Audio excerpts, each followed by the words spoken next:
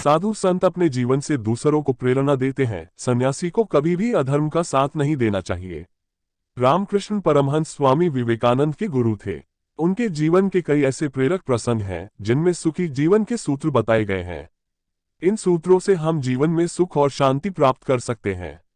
यहाँ जानिए उनका एक ऐसा ही प्रेरक प्रसंग।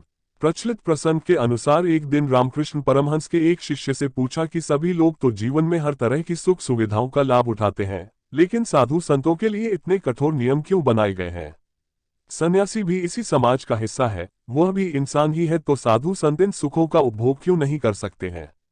परमहंस जी ने शिष्य की बात सुनी और कहा कि सामान्य लोग तो समाज में रहकर अनुशासन के साथ सभी काम करते हैं, लेकिन सन्यासी कितना भी तपस्वी क्यों न हो, उसे स्त्रियों से दूर रहना चाहिए, धन का संग्रह नहीं करना चाहिए, सुख सुविधा पाने की इच्छा नहीं रखनी चाहिए, संत को क्रोध से भी बचना चाहिए। एक संत ही त्याग की शिक्षा देता है। सन्यासी अपने जीवन, ज्ञान और कर्म से समाज को श्रेष्ठ और धर्म के अनुसार जीवन जीने की प्रेरणा देता है।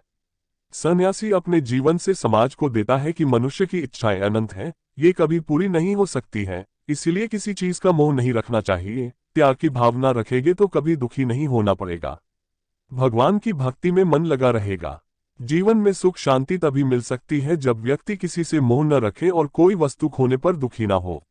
इसलिए हर व्यक्ति के मन में त्याग की भावना भी होनी चाहिए। ये सारी बातें साधु संत ही समाज को बताते हैं।